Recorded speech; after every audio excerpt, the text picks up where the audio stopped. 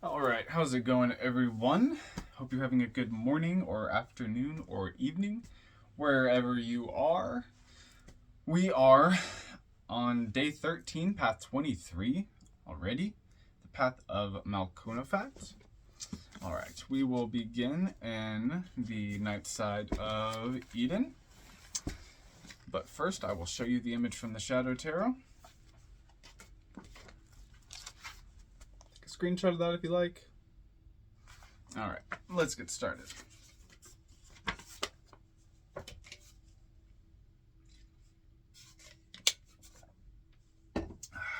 Okay.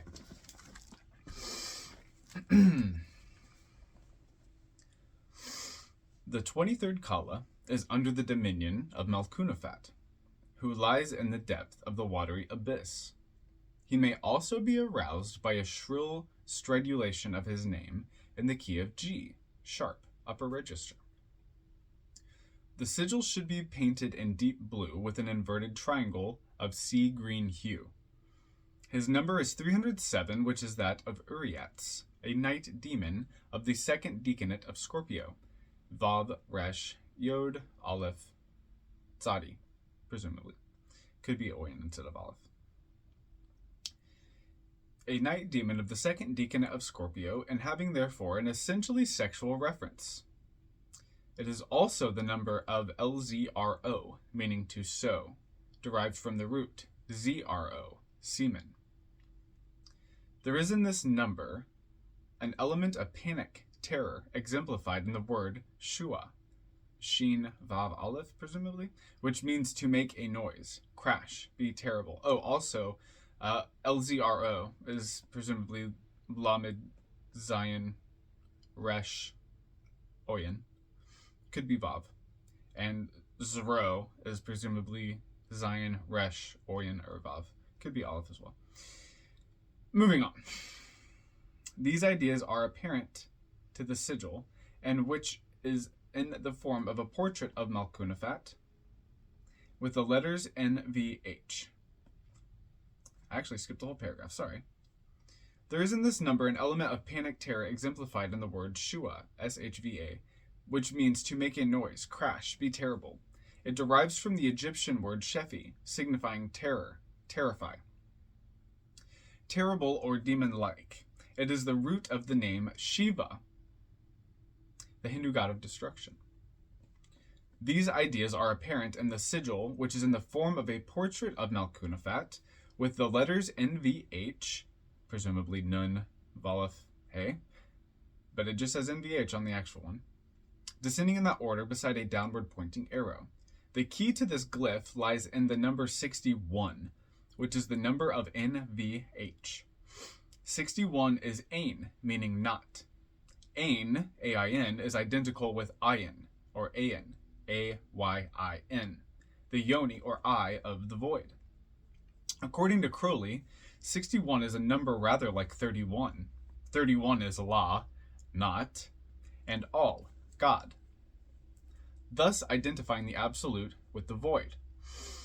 Ani, the ego, 61, is also void. 61 is the number of Kali, goddess of time and dissolution. Her color is black, to the blind, which equates her on the one hand with the void of space, and on the other with the symbolism of sexual magic, typified by the blackness of gestation, the silence and darkness of the womb. Above all, 61 is the number of the negative conceiving itself as a positive. This it does through the BTN, 61, or womb of Kali. Note here, negative conceiving itself as a positive is from 777 revised. BTN derives from the Egyptian but, B-U-T, the determinative of which is the vagina sign. The womb is the nave, or NVH 61, which in metathesis becomes HVN, meaning wealth, the nature of which is explained by metonymy. The reference is recondite and pertains to the goddess of the lunar serpent that appears only when it wishes to drink. It then rests its tail on the ground and thrusts its mouth into the water. It is said that he who finds the excrement of this serpent is rich forever. The excrement to which allusion is made is not anal but menstrual. See note.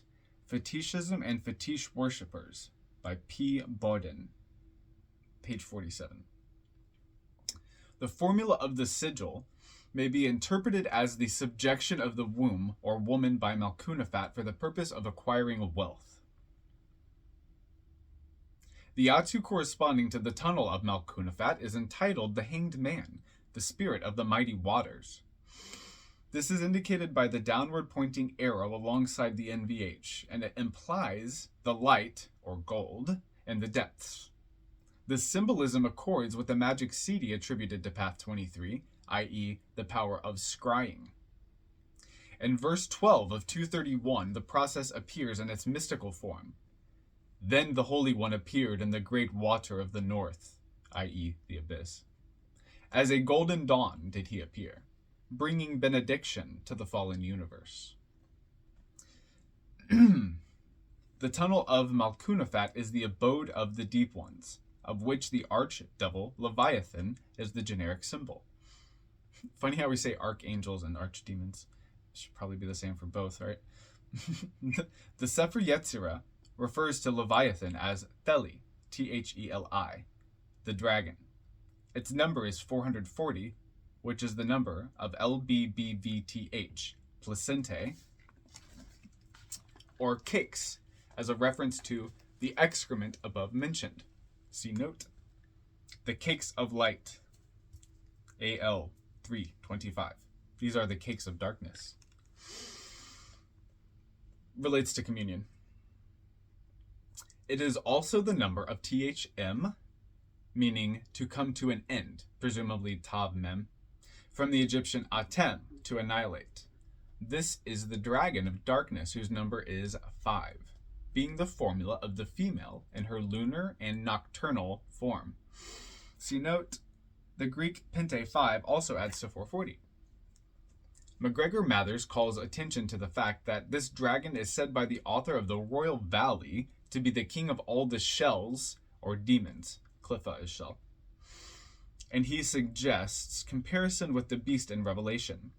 According to the Book of Concealed Mystery, the serpent, i.e. Leviathan, came upon the woman and formed in her a nucleus of impurity, in order that he might make the habitation, habitaculum, evil. The nucleus of impurity is the substance of which water is the symbol. Water, i.e. blood, is the element attributed to the 23rd path. There's a note here after MacGregor Mathers, the Book of Concealed Mystery.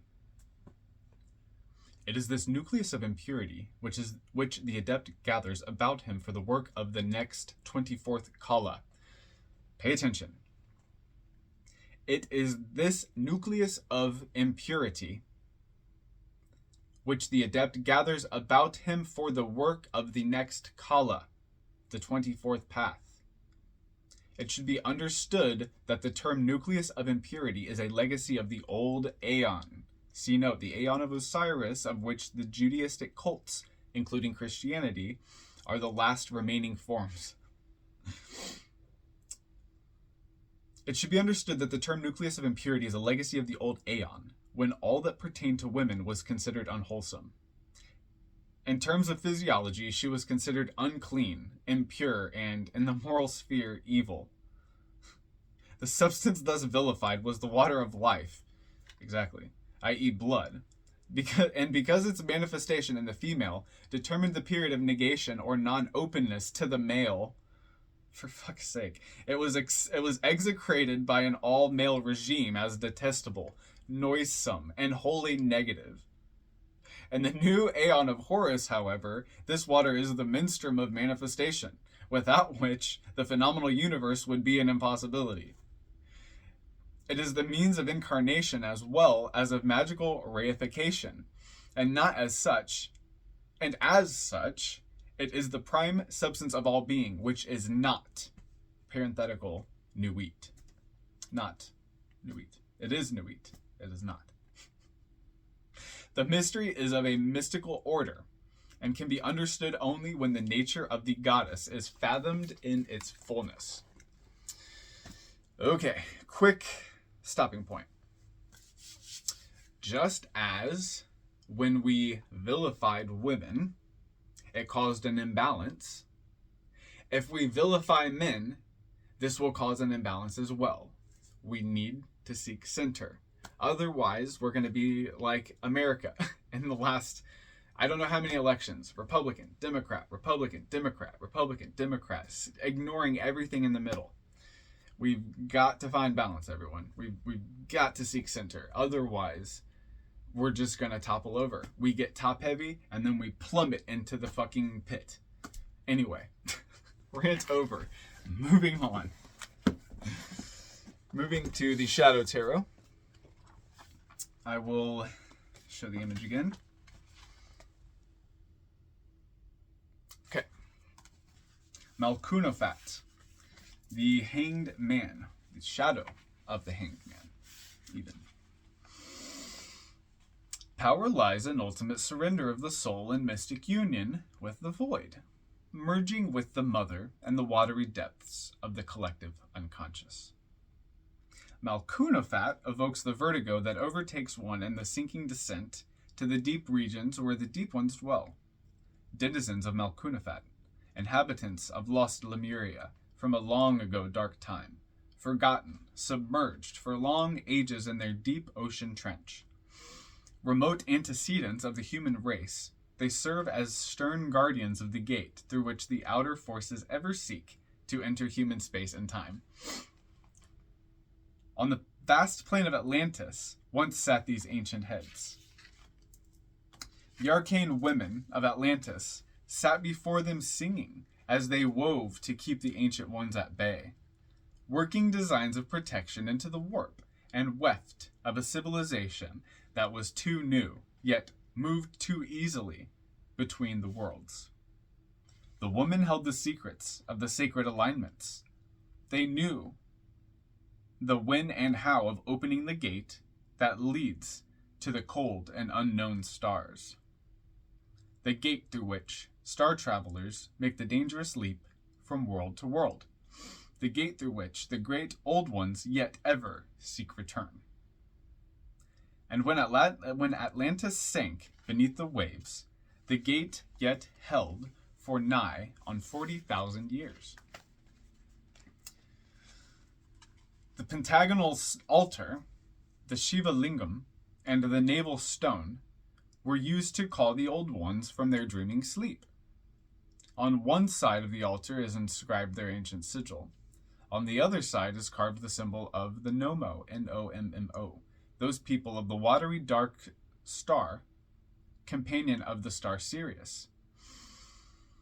A third side is inscribed with sigils of protection. The starfish upon the altar is symbolic of the blood of the ancient ones, the spawn of Tiamat. That is the seed life of this planet. The starfish represents the beginning of all life and the waters of the unconscious. 23-eyed tentacles pulse and the depths. A chambered nautilus has been drawn into their dreamlike thrall. Evolutionarily ancient, these dwellers of deep oceans were the first organisms with jaws, the first predators. The letter E marks the entrance of the tunnel of Malkunofat, the devouring maw of the telluric dragon, the great serpent, Leviathan, Thetis, Tiamat, Quetzalcoatl. E indicates insight, voidness, the feminine principle, the secret place for teaching tantric doctrine, the mother's secret Bhaga, B-H-A-G-A place, the moist Keteus.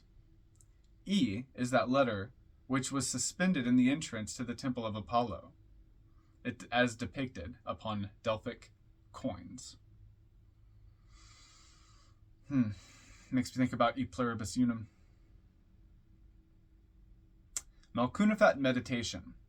The power of the tunnel of Malkunofat is ability to manipulate the astral world and to precipitate its manifestation onto the earth plane. It's some serious sorcery.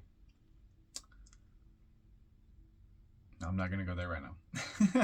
We become adept at divining the earth's treasures, as in dowsing, water witching, and the like. Here we find power to transcend space and time, to leap from world to world. Here, in Malkunofat, is the power of ultimate surrender into orgasmic bliss, and surrender of the soul of the beloved of the mystic vision of Malkunofat and the soul's union with the all, which is nirvana, and death by drowning. Very interesting. First Nirvana album is a submerged infant. Nirvana. In death by drowning, in the ocean of the unconscious, we are pulled into transcosmic space, rising to the highest spiritual aspiration of which we can conceive. Was that the first? I don't think that was the first Nirvana album, but Nevermind was the name of the album. I digress. My apologies. The need to work with the energies of Malkunofat is suggested when we experience a fear of loss of ego consciousness and control, which may manifest as fear of flying, fear of drowning, or the inability to let go into orgasmic bliss. There may be the inability to contact unconscious elements in ourselves, manifesting as a lack of dreams. The other side of the coin is experienced as lack of grounding, a lack of any sense of connection with the personal or collective past. There may be a sense of being drawn into dream life and fantasy, of having wandered too far from the haunts of men ever to return. Okay. Yeah, I think Nevermind was just the first Nirvana album I ever owned. Because they probably had a self-titled, and I know they also had In Utero. Not that I'm a Nirvana nerd or anything, but for some reason that is coming to my mind right now. Alrighty. Tunnels of Set. Pathworking of Malkunofat. Ready? Good. As usual, begin this working with the preliminary procedure, which I believe is the rising of the energy, focusing on the sigil, vibrating the name of the guardian, and chanting until you feel the connection with the energies of the tunnel. As you gaze into the image, visualize a thick white mist coming out of it and filling the room, blurring the border between the worlds and opening the way to the realm of Malkunofat. The mist carries the salty scent of seawater with it, shifting the atmosphere in the room and attuning your senses to the energies of the path. When you get to this point, extinguish the candles, close your eyes, and with the image building up in your inner mind, send a message to the guardian of the tunnel to guide you to this journey. Visualize that for a moment everything fades away and the whole world disappears. Then the darkness around you crystallizes into a scene. You are at the bottom of the sea, standing in front of a gate that looks like jaws of a giant animal, shark, or another sea beast. As you go through the gate, you find yourself in an ancient temple. There is no water here, and all looks as if it was carved in green and blue rocks. The whole landscape resembles a construction that was once on Earth but sunk in the waters. You see underwater plants, skeletons of humans, and strange primal creatures that no longer live on the Earth. There are also parts of sunken ships and treasures buried at the bottom of the sea. While walking through this underwater landscape, start calling the guardian in your mind, with each step being more and more mindful of its presence arising near you. As you call the guardian, a strange half-octopus emerges from the deep and thrusts its tentacles into your head. You can feel yourself transforming into a sea beast. It's actually worded thusly. You can feel transforming into a sea beast yourself now. Your senses are no longer human, and you can move freely through this underwater realm. The corridors and chambers here are dark, but your aura glows with a green light that shines and illuminates the way. Travel into the depths of the tunnel, exploring it further, and communicating with its denizens. Open yourself to whatever may come, and when you travel back to your physical body, close the working and return to your normal consciousness. or an even more grounded one. All right, that's it for this one. If you have any questions, comments, or concerns, leave them below. Otherwise, have a great rest of the day, great rest of the week, and yeah, thanks for stopping by. Take care.